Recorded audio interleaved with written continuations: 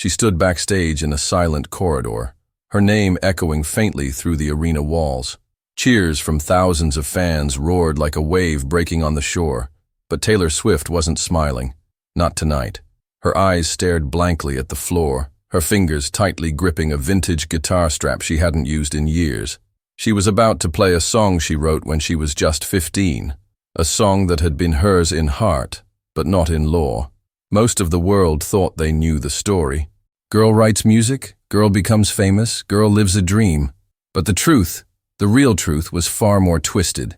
It wasn't just about hit records and red lipstick. It was about betrayal, control, ownership. Taylor had always been meticulous, from the handwritten lyrics in her notebooks to the way she directed her music videos frame by frame. She wasn't just a pop star. She was a commander of her own universe. But there was one battlefield she hadn't yet conquered, her masters. It started with a contract, a seemingly standard deal between a bright-eyed teenager and a small Nashville label called Big Machine Records. At 17, she had talent, drive, and a vision unlike any other. But what she didn't have, not yet, was power. And that made all the difference. In that original deal, Taylor gave up ownership of her master recordings in exchange for a chance. That's how it worked, how it always worked in the industry. The label took the financial risk. In return, they owned the songs. The logic made sense on paper, but there was a flaw. Because for Taylor, those songs weren't just products. They were pieces of her soul. Years passed. Hits turned into albums, albums into eras. From Fearless to 1989, she dominated charts and shattered records. But behind every platinum plaque was a truth she couldn't ignore. She didn't own the very music she wrote. Still, she waited, quietly, patiently, because she knew the day would come. And it did. In 2018, after fulfilling her contract with Big Machine, Taylor walked away. She signed with Republic Records, a move that allowed her to own her future masters. A powerful new chapter. But her past, her first 6 albums, remained chained. Then came the bombshell. In June 2019, the world woke up to headlines that felt like betrayal. Scooter Braun, a powerful music executive, had acquired Big Machine Records, and with it, he now owned Taylor Swift's masters. Not just the rights to sell them, the actual recordings, the essence of who she had been from 2006 to 2017. Taylor found out the way most people did, through the media. Her reaction was swift and emotional. For years I asked, pleaded for a chance to own my work, she wrote in a raw Tumblr post. Instead, my musical legacy is now in the hands of someone who tried to dismantle it. The internet exploded. Fans took sides. Celebrities weighed in. But few truly understood why this cut so deep. It wasn't just business. It was personal. You see, Scooter Braun wasn't just a stranger with a checkbook. He had been behind public feuds that left Taylor feeling bullied and silenced. When he took control of her masters, it wasn't a neutral acquisition. It felt like a power play, a deeply intimate invasion. But Taylor didn't collapse. She strategized. While Scooter and his team believed they had secured a billion-dollar catalog, they underestimated one thing: Taylor Swift's will. She announced something radical, something no one in her position had ever done before. She would re-record her entire catalog, every single song, every lyric, every riff.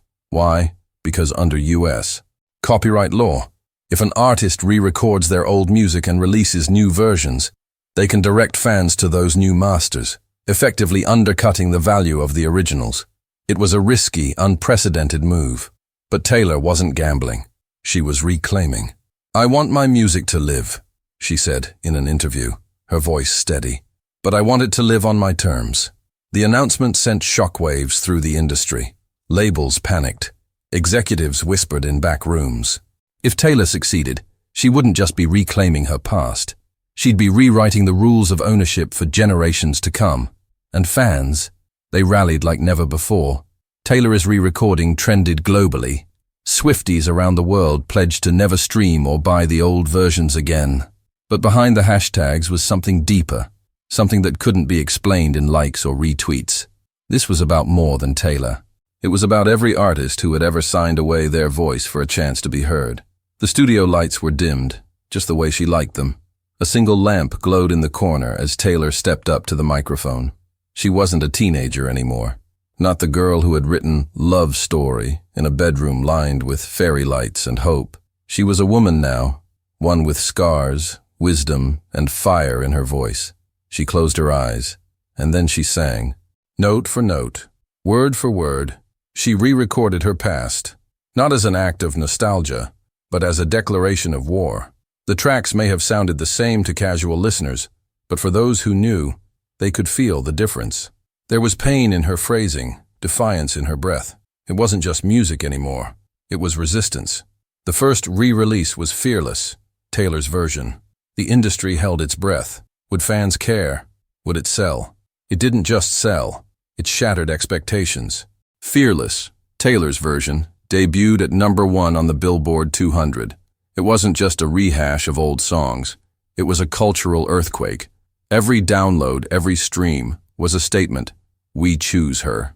It was the first time in history that a re-recorded album replaced the original in both relevance and revenue.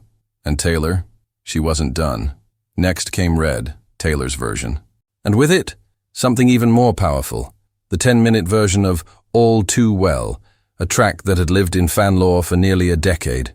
Raw, intimate, and cinematic, it became an anthem for heartbreak, ownership, and artistic integrity. Once again, she broke records. And this time, she made history. All Too Well, 10-minute version, debuted at #1 on the Billboard Hot 100, the longest song ever to do so. The girl who had once begged to be taken seriously was now setting the standards for everyone else. But behind the success was a quieter, more vulnerable truth. Taylor had to relive it all, every wound, every betrayal, just to reclaim what should have been hers all along. People talked about the business move, the power play, the cleverness, but what they often missed was the emotional toll. Every re-recorded track was a memory unearthed. Every vocal take was a visit to a younger self who still believed the system would protect her. And then came another twist. In November 2020, Scooter Braun quietly sold Taylor's original masters to an investment firm called Shamrock Holdings. The price? An estimated $300 million. They reached out to Taylor, hoping for a partnership, but she refused. I was open to working with them, she said, until I found out that under the terms of the deal, Scooter Braun would continue to profit off my old music for years. That was the final nail. She walked away. Again, there would be no compromise. No handshake deal. No half ownership. Taylor didn't just want part of the pie. She wanted her kitchen back. And she wasn't alone anymore. Her stand inspired a new wave of artists, young and old, to demand better contracts. Suddenly, labels were under pressure to offer ownership, transparency, and control. Artists began asking tougher questions. Managers had to rethink strategy. Because if Taylor Swift, the most successful artist of her generation, could be denied her life's work, what hope did a newcomer have? Her story became a blueprint, a warning, a battle cry, and through it all, Taylor kept creating. Speak Now, Taylor's version. 1989, Taylor's version. Each one a thunderclap in an industry used to silence, each one a reminder that art has a heartbeat, and that heartbeat belongs to the one who lived it. The power had shifted, and Taylor Swift wasn't just rewriting her story, she was rewriting the rules. And yet, even as the world cheered, there was one lingering question. How did it come to this? How could one of the most powerful artists on earth be forced to fight for something so basic, the right to her own voice? The answer wasn't simple, because this story wasn't just about music. It was about the quiet ways power operates in closed rooms, the deals made behind curtains, the assumption that young artists will always say yes because they don't know any better, because they're grateful, because they're afraid. But Taylor knew better now, and she was no longer afraid. It wasn't just the music industry that was watching. Politicians, business leaders, educators, they all began to take notice. Because what Taylor was doing wasn't just reclaiming songs. She was making ownership a national conversation. In classrooms, teachers used her story to explain copyright law. In boardrooms, executives referenced her as an example of brand control. And on Capitol Hill, lawmakers began talking, not just about her, but about all the artists who had lost control of their work without even knowing it. Taylor had become a symbol, but she never asked to be. In interviews, she made it clear, This fight wasn't about ego. It wasn't about revenge. It was about dignity, about setting a precedent for the 15-year-old girl signing her first contract today, so she wouldn't have to go through the same nightmare 10 years from now. The irony, of course, was brutal. The very system that had lifted her into the stratosphere was also the one that tried to trap her in a cage. It gave her the world, and then tried to keep the map. But Taylor had something more powerful than a map. She had direction, and more importantly, she had memory. Her lyrics had always been autobiographical, but now they were legal documents. She turned emotional pain into leverage, betrayal into strategy. Every melody she reclaimed wasn't just a song. It was a contract renegotiated in the court of public opinion, and the court sided with her. When Red, Taylor's version, dropped, even streaming platforms followed her lead. Spotify and Apple Music began labeling the new versions clearly. Taylor's version.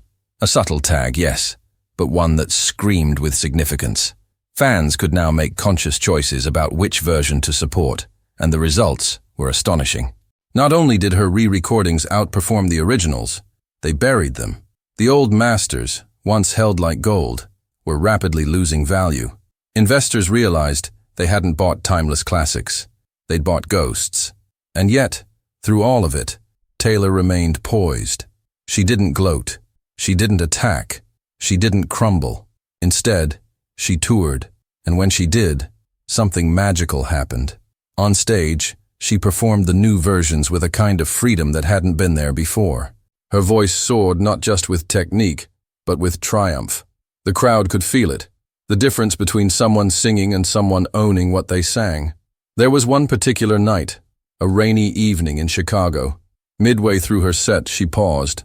The arena was silent, except for the patter of rain on the roof. She looked out, her eyes scanning tens of thousands of faces, each holding a phone, a sign, a memory. "I want to thank you," she said, voice cracking slightly. "You didn't just listen to my story. You believed in it. You made it yours." The crowd erupted, and in that moment, it became clear. This wasn't just Taylor's battle anymore. It was theirs. The fan base had evolved. It wasn't just about the songs or the romance or the glitter.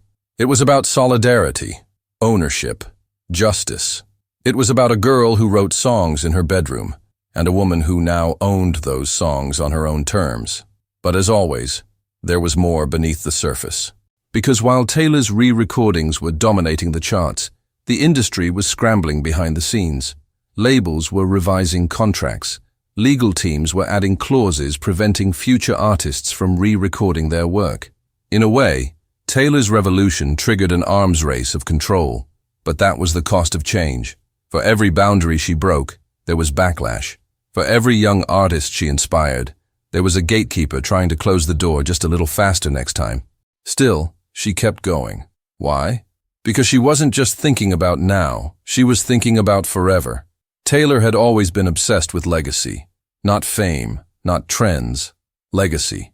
Long after the lights fade, after the charts are forgotten and the headlines are buried, she wanted her songs to stand. Not as artifacts of a moment, but as monuments to who she was and what she overcame. That's why the re-recordings mattered so much. Each Taylor's version was like carving her initials into stone, not just for herself, but for every artist who had ever been told that their voice didn't really belong to them. And the truth is, most people never get that chance. So many artists, especially women, especially young ones, have their best work signed away in backroom deals they don't fully understand until it's too late. For decades, the industry counted on silence, on gratitude, on fear. But Taylor Swift? She made noise. She exposed the machine. And in doing so, she didn't just change the rules. She revealed that there were rules all along, ones designed to keep power in the hands of a few. And yet, despite everything she had achieved, there were still moments that hurt. Moments where she'd walk into a coffee shop and hear the old version of a song she poured her heart into, and know, deep down, that it wasn't hers. Not the one playing anyway. Not the one someone else bought behind closed doors. She didn't show it, not publicly, but friends said her hands would tighten slightly on the cup, a flicker in her eyes, a pause in her breath, because this wasn't about bitterness. It was about memory. Taylor's music has always been a scrapbook, a time capsule of first crushes, family dinners, heartbreaks, and healing. And for someone else to own those memories, it was like being erased from her own diary. But now she was rewriting the pages, not by force, by choice. She didn't burn bridges, she built new ones, and with each release, her audience crossed those bridges with her. There's a reason Midnight's, an entirely new album, arrived with such impact. It wasn't just another chapter, it was a culmination, a signal that she had fully reclaimed her voice, her sound, her story. And what's most remarkable, she did it without screaming. She didn't need a lawsuit or a scandal or revenge.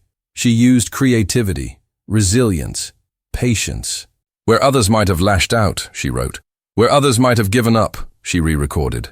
Where others saw a loss, she saw a blueprint. Because Taylor Swift doesn't just write songs, she writes systems. And what she built, quietly, determinedly, relentlessly, was a new system for how an artist could rise, fall, and rise again on their own terms. It's easy to forget now, with all the stadium tours and million-dollar deals, that it could have gone so differently. That girl with the guitar and the dream, she could have been forgotten, owned, archived. But instead, she fought. Years from now, people might forget who owned what, which company signed which deal, or how much the catalog was worth in dollars. But they won't forget this. A young woman stood up to a billion-dollar machine, and won, not with lawyers, not with vengeance, but with music, with art, with the unwavering belief that if you tell the truth, loudly, beautifully, and relentlessly, the world will eventually listen. And they did, not just to her songs, but to her story.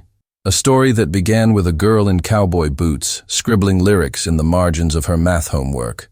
A story that nearly got swallowed by contracts, control, and corporate greed. A story that, against all odds, was reclaimed note by note, album by album, memory by memory, and perhaps most powerfully, by choice, not by force. Because that's the heart of it. Taylor Swift didn't demand her masters back. She recreated them. She didn't just reopen old wounds. She healed them in front of the world. She taught millions, maybe billions, that ownership isn't just a legal term. It's a form of self-respect, a declaration of independence, a way of saying, this is mine, because I lived it. And now, every time you hear Taylor's version, every time her voice fills your car, your headphones, your heart, you're not just hearing a song. You're hearing freedom. You're hearing courage. You're hearing the sound of someone who refused to be a footnote in her own story. Because in the end, the most shocking truth about Taylor Swift's masters deal wasn't that she lost them. It's that she found a way to win without ever asking permission.